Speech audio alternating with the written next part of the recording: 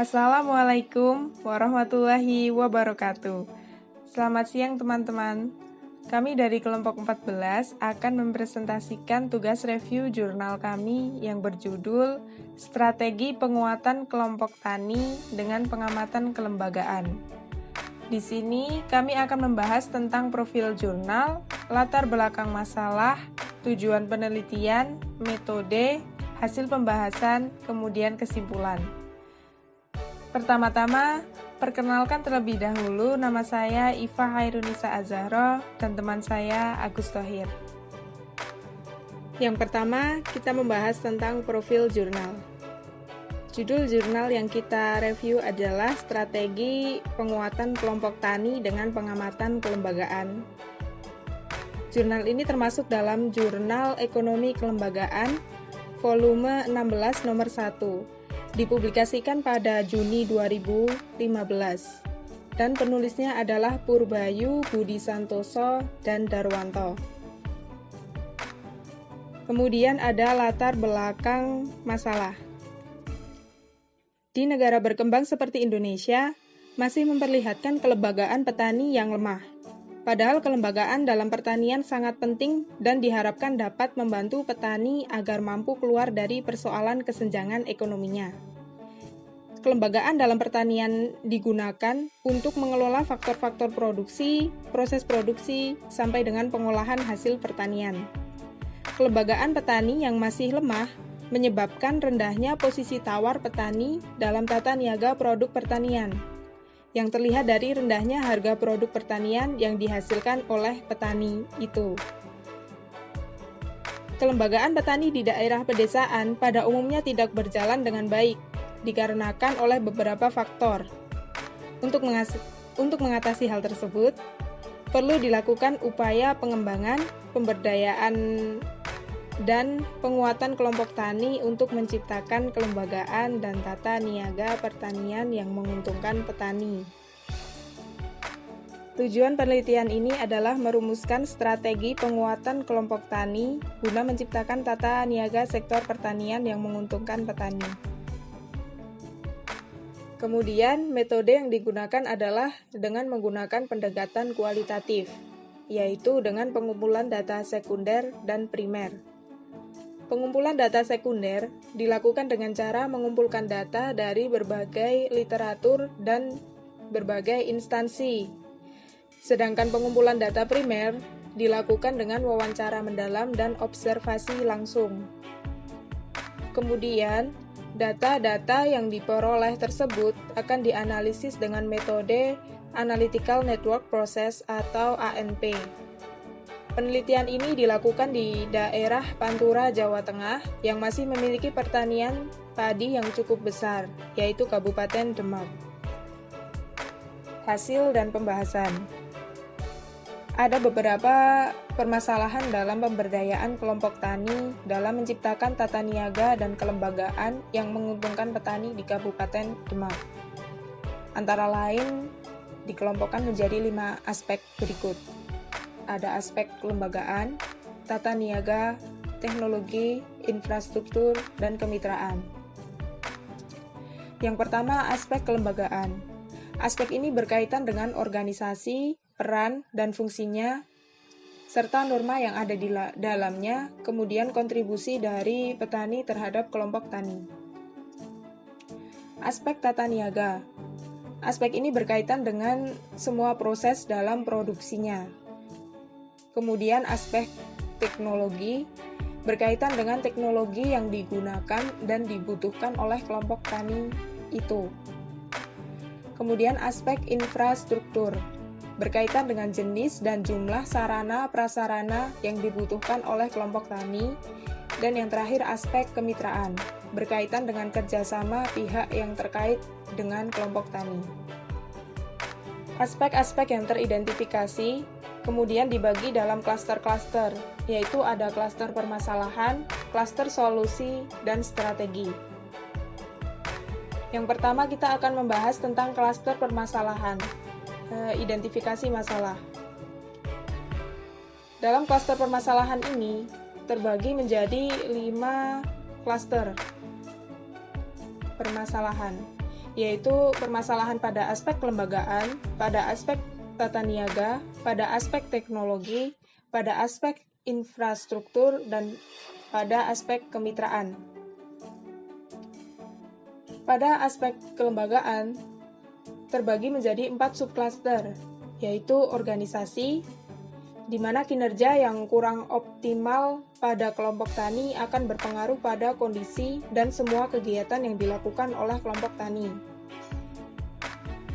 Fungsi dan peran. Fungsi dan peran organisasi yang dirasa kurang optimal bagi kelompok tani. Kemudian norma.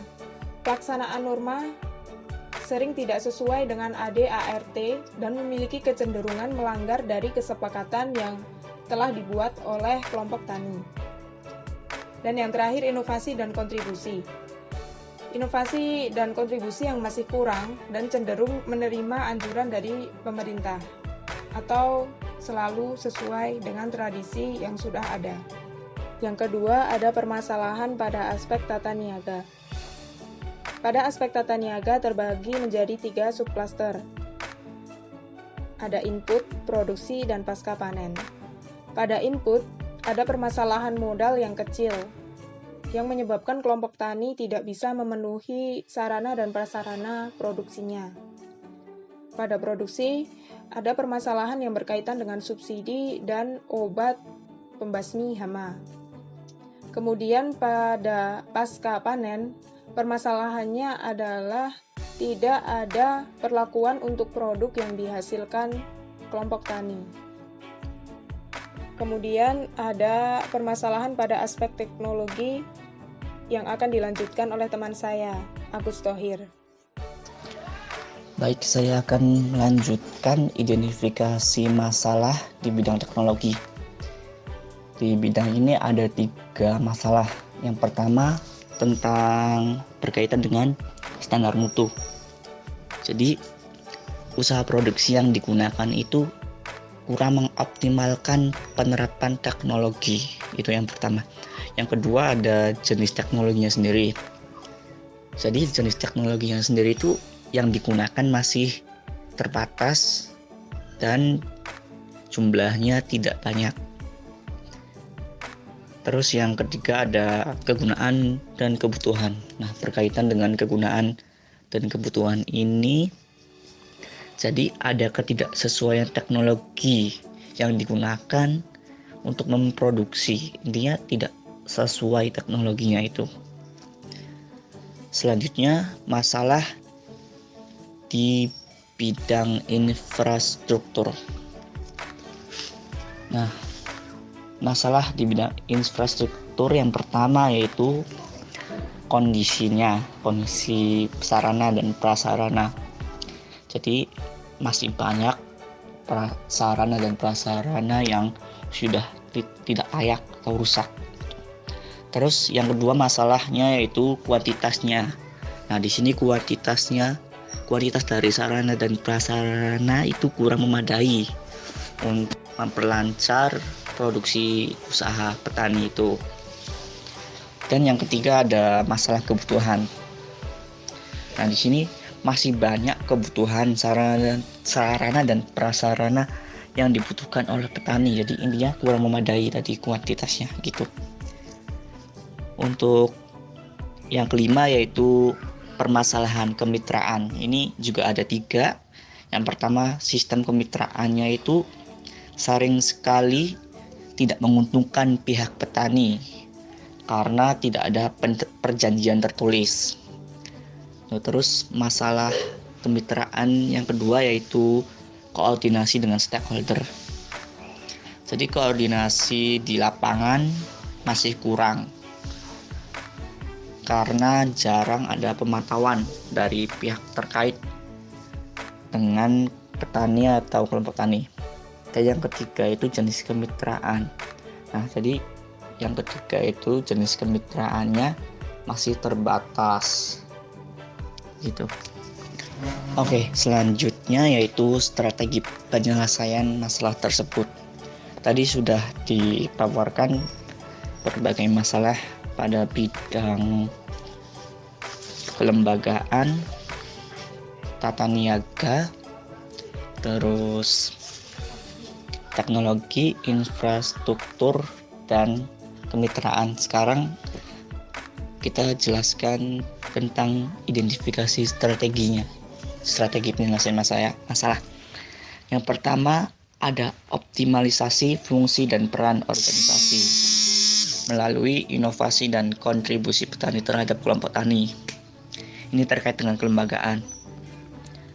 Untuk yang kedua yaitu manajemen dan optimalisasi produksi agribisnis dari hulu sampai hilir, serta pengelolaan manajemen usaha tani yang lebih profesional. Ini juga berkaitan dengan kelembagaan petani tersebut. Yang ketiga ada penerapan teknologi. Nah, di sini strateginya ada penerapan teknologi yang tepat guna sebagai langkah untuk menambah nilai tambah produksi yang dihasilkan. Yang keempat ada manajemen infrastruktur melalui perbaikan dan penambahan sesuai dengan yang dibutuhkan oleh petani, karena tadi kita sudah tahu bahwa masih banyak kebutuhan petani dengan teknologi gitu, dan juga infrastruktur. Terus yang terakhir yaitu yang kelima, meningkatkan koordinasi dengan stakeholder yang terkait dengan petani dan menjalin hubungan baik dengan mitra petani. Selanjutnya prioritas solusi penyelesaian masalah. Nah, prioritas solusi masalah di dalam kelembagaan yaitu optimalisasi organisasi, optimalisasi peran dan fungsi peran organisasi, dan memperjelas norma serta memperbanyak inovasi dan kontribusi. Nah, yang kedua, prioritas solusi tata niaga meliputi manajemen input, optimalisasi produksi dan perlakuan hasil produksi, serta pemasaran pasca panen yang sesuai konsumen.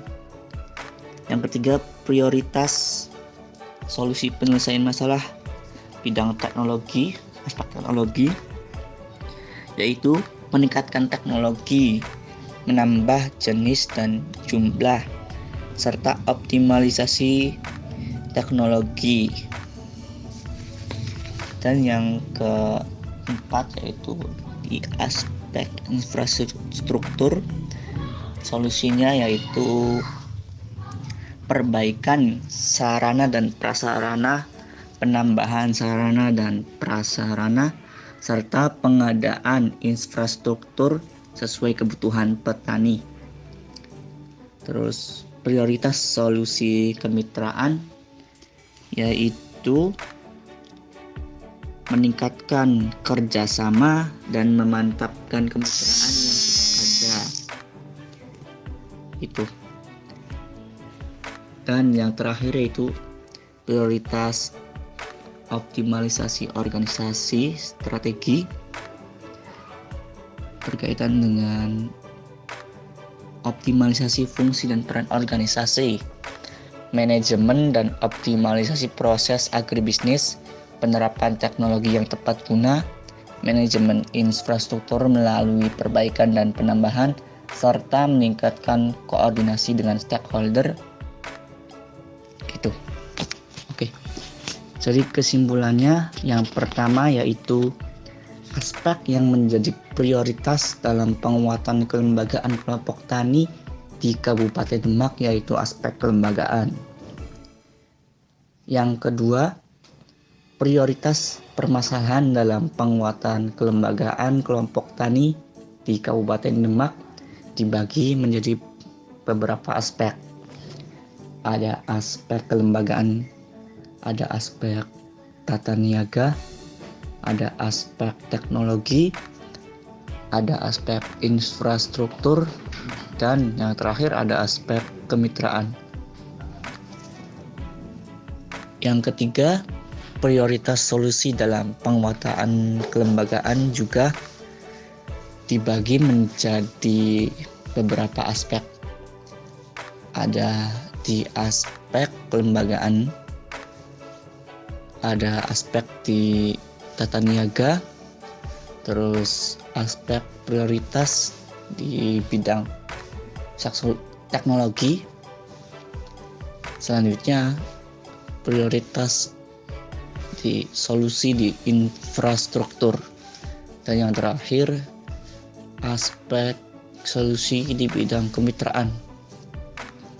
Yang keempat, strategi yang menjadi prioritas dalam penguatan kelembagaan kelompok tani di Kabupaten Demak, yaitu penerapan teknologi yang tepat guna sebagai langkah untuk menambah nilai tambah produk yang dihasilkan oleh petani.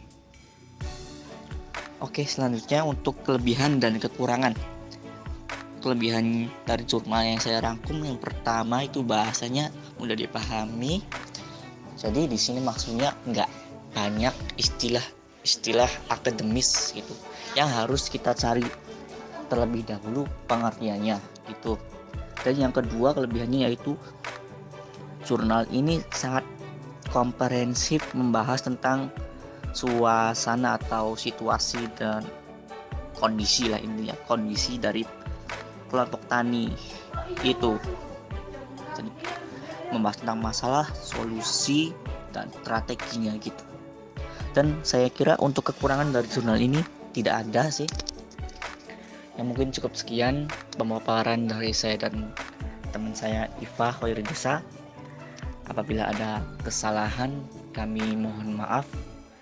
Wassalamualaikum warahmatullahi wabarakatuh. Terima kasih.